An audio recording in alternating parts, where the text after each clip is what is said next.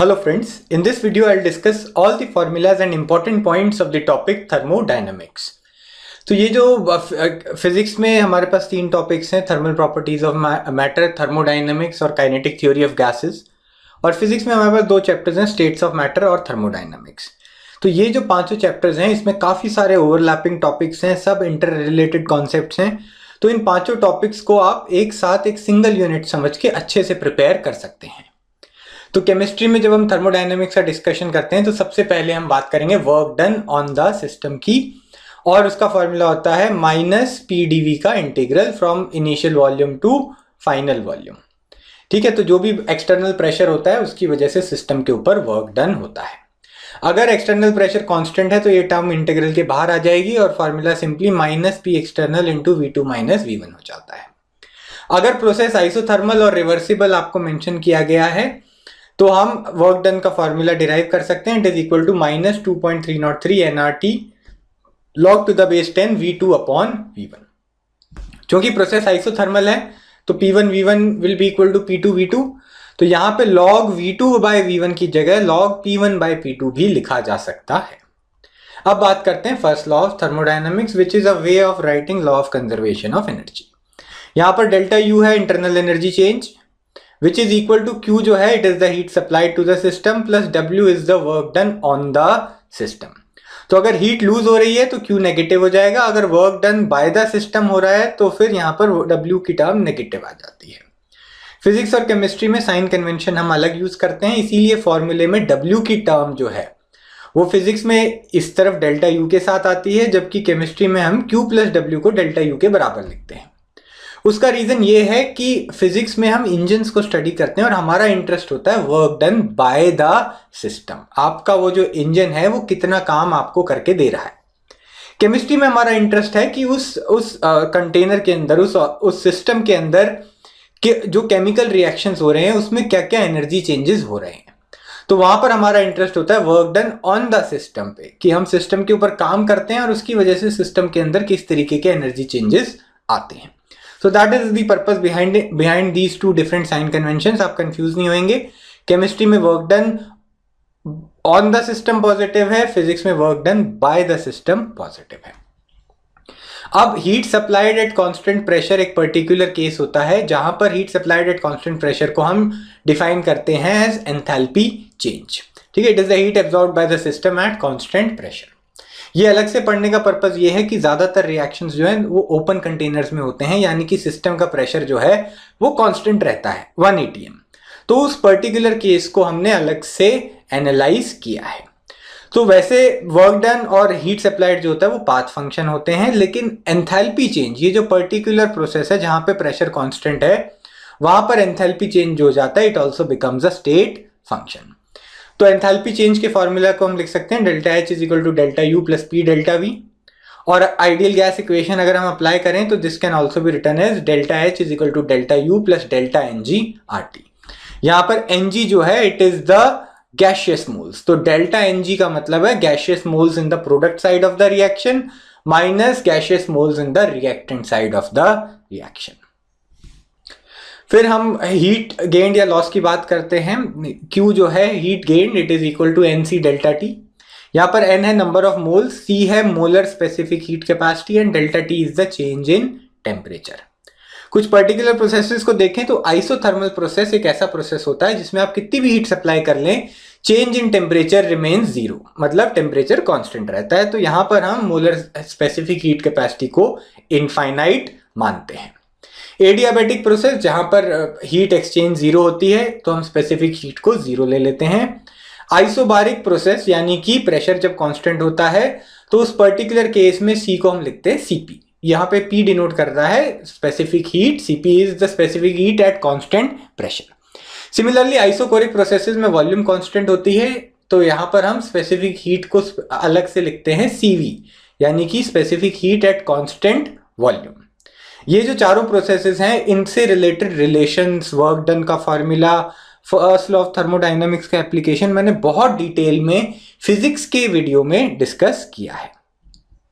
Specific heat general process के लिए formula होता है R/γ-1 + PdV/dt। तो यहाँ पर गामा जो होता है ये रेशियो होता है Cp बाय Cv, और Cp माइनस Cv जो होता है it is equal to R। यहाँ पे Cv जो होता है heat specific heat capacity at constant volume जो होता है it is equal to F into R by 2। R जो है it is the universal gas constant 8.314 joule per mole kelvin, ऐसा यूनिट्स यूज करेंगे इस टॉपिक में हम। और यहाँ पर F जो है these are the degrees of freedom of the given gas. तो F की वैल्यू मोनोएटॉमिक गैस के लिए 3 होती है, डायएटॉमिक गैस के लिए 5 होती है, ट्राइएटॉमिक गैस या पॉलीएटॉमिक गैस दी हो तो हम F की वैल्यू 6 लेते हैं। अगर डायएटॉमिक गैस बहुत हाई टेम्परेचर पे है तो F की वैल्यू 7 हो जाती है because of the increased vibration of the particles. आगे बात करते हैं enthalpy change of a reaction को, ये सबसे इंपॉर्टेंट टॉपिक है इस चैप्टर में। तो enthalpy change of a reaction is sum of enthalpies of the products minus sum of enthalpies of the reactants. तो इस टर्म को अच्छे से समझने के लिए हम एक डेफिनेशन देखेंगे, standard enthalpy change of formation. तो यहाँ पे स्टैंडर्ड टर्म जब आता है, यहाँ पे किसी भी टर्म के आगे नॉट जब लिखा होता है इसका मतलब होता है स्टैंडर्ड कंडीशंस, यानी कि प्रेशर 1 atm है एंड टेम्परेचर इज 298 केल्विन। तो standard enthalpy change of formation of 1 mole of a compound from its elements in the most stable states of aggregation is known as standard molar enthalpy of formation। तो अगर हम किसी substance के 1 मोल को बना रहे हैं from its most stable states of aggregation, for example जहां पे हम H2O का एंथैल्पी ऑफ फॉर्मेशन देखेंगे तो हम H2O के कॉन्स्टिट्यूएंट्स को देखते हैं, वो है हाइड्रोजन और ऑक्सीजन। तो हाइड्रोजन की सबसे स्टेबल स्टेट होती है H2 और ऑक्सीजन जो होता है वो O2 फॉर्म में मिलता है। तो हम H2O के 1 मोल को प्रिपेयर करेंगे फ्रॉम H2 एंड O2। तो उस इक्वेशन की, उस रिएक्शन की एंथैल्पी को हम बोलेंगे standard enthalpy of formation of water. Similarly CH4 को डिस्कस करना है तो और किसी प्रोसेस से नहीं, carbon and H2, C and H2, और कार्बन की स्टैंडर्ड फॉर्म होती है ग्रेफाइट। तो इस रिएक्शन की enthalpy will be the enthalpy of formation of methane gas. तो किसी भी रिएक्शन की एंथैल्पी होती है सम of all the enthalpies of formation of the products minus sum of all the enthalpies of formation of the reactants। तो यहां पर आप देखेंगे कि यहां पर n का मतलब है number of moles of that product और reactant as per the given balanced equation. ठीक है, तो यहां पर अगर इस रिएक्शन को देखें तो CH4 के यहां पे 1 मोल है, तो 1 into enthalpy of formation of CH4 minus यहां पे H2 के 2 हैं तो 2 into standard enthalpy of formation of H2 minus 1 into standard enthalpy of formation of C। तो इस तरीके की काफी क्वेश्चंस आपने पहले भी प्रैक्टिस किए होंगे, आप कुछ क्वेश्चंस और रिवाइज कर लीजिएगा। इसके अलावा आती है बात हेस लॉ की। अगर हमें एक overall reaction A gives B की एंथैल्पी चेंज निकालनी है तो हम उसको स्टेप्स में डिवाइड कर सकते हैं, उन रिएक्शंस को पार्ट्स में बांट सकते हैं such that sum of all the parts gives you the original reaction.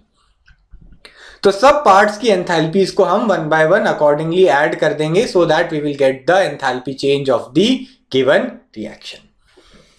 तो हेस लॉ के न्यूमेरिकल्स काफी इंपॉर्टेंट हैं। इनफैक्ट एनसीईआरटी एक्सरसाइज में भी 3-4 काफी अच्छे क्वेश्चंस दिए हुए हैं, आप डेफिनेटली उनको प्रैक्टिस कर लीजिएगा। वहां पे आपको 3-4 रिएक्शंस होंगे जिनकी एंथैल्पी दी होगी, और गिवन रिएक्शन की एंथैल्पी निकालने के लिए आपको उन रिएक्शंस को मैनिपुलेट करना पड़ेगा, तो एक पर्टिकुलर ऑर्डर में ऐड या सब्ट्रैक्ट करना पड़ेगा ताकि गिवन इक्वेशन बन जाए। जिस ऑर्डर में आपने रिएक्शंस को ऐड या सब्ट्रैक्ट किया है उसी ऑर्डर में उन रिएक्शंस की एंथैल्पीज भी ऐड या सब्ट्रैक्ट हो जाएंगे to give you the final enthalpy of the reaction. आगे सेकेंड लॉ ऑफ थर्मोडायनेमिक्स की बात करते हैं जो एक सिस्टम की एंट्रोपी चेंज को डिस्कस करता है। तो अगर एक प्रोसेस स्पॉन्टेनियसली अकर होता है तो उसके लिए कंडीशन होती है कि entropy change of the universe must be positive. Entropy change of the universe का मतलब होता है entropy change of the system plus entropy change of the surroundings. तो सिस्टम को छोड़ के जो भी चीजें हैं एवरीथिंग बिकम्स योर सराउंडिंग्स, और सिस्टम और सराउंडिंग्स को कंबाइन करेंगे तो whole universe will be covered. तो रिएक्शन की एंट्रोपी चेंज का फॉर्मूला होता है dq/t इंटीग्रल।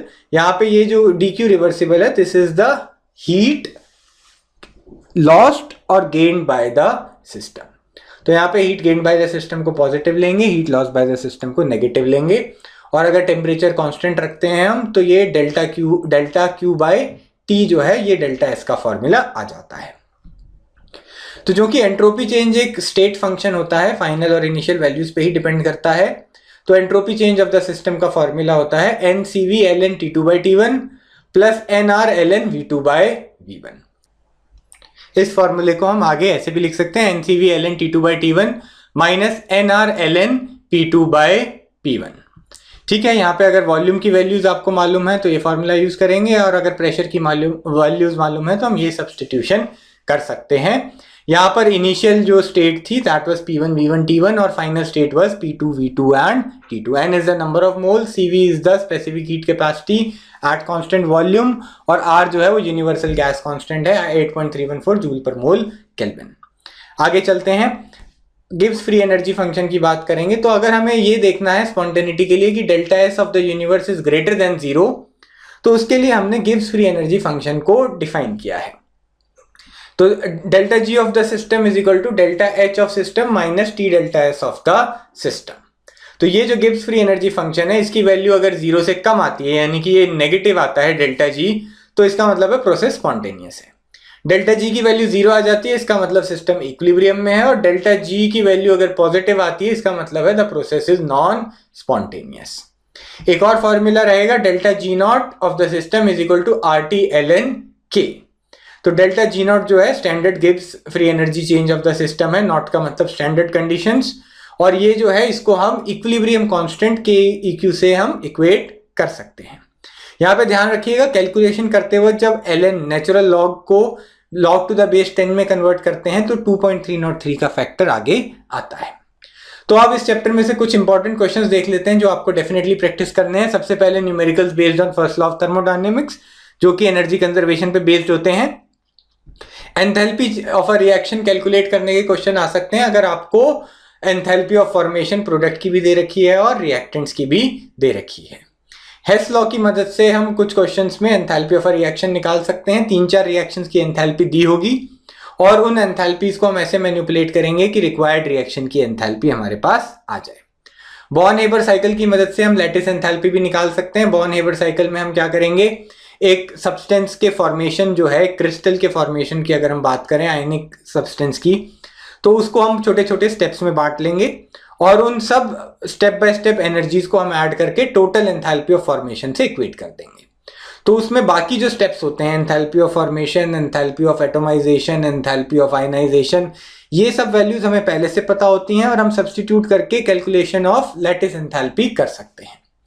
इसके अलावा enthalpy of combustion, bond enthalpy calculation और एंथैल्पी ऑफ न्यूट्रलाइजेशन से रिलेटेड जो क्वेश्चंस हैं वो आप डेफिनेटली प्रैक्टिस कीजिएगा। बॉन्ड एंथैल्पी के क्वेश्चन सबसे ज्यादा इंपॉर्टेंट है। बॉन्ड एंथैल्पी होती है enthalpy required to break 1 mole of the given bond. तो बॉन्ड ब्रेक कर रहे हैं तो उतनी ही एनर्जी आपको सप्लाई करनी पड़ेगी और जब वही बॉन्ड फॉर्म हो रहा होगा तो उतनी ही एनर्जी प्रोड्यूस होगी। तो आप रिएक्टेंट साइड पे बॉन्ड ब्रेक करने की एनर्जी अलग से निकाल सकते हैं, प्रोडक्ट साइड में बॉन्ड फॉर्म होने के बाद निकलने वाली एनर्जी अलग से निकाल सकते हैं और फिर उन दोनों को सब्ट्रैक्ट कर देंगे। इसके अलावा स्पॉन्टेनिटी से रिलेटेड डेल्टा एस का जो फॉर्मूलाज हमने पढ़े हैं, गिब्स फ्री एनर्जी का फंक्शन पढ़ा है, उससे रिएक्शन की स्पॉन्टेनिटी चेक कर सकते हैं और एंट्रोपी की कैलकुलेशन से रिलेटेड क्वेश्चंस हम कर सकते हैं। So this was the required discussion. If you found this video useful, do like it and share it with your friends. Please do not forget to subscribe to our channel. Thank you so much for watching.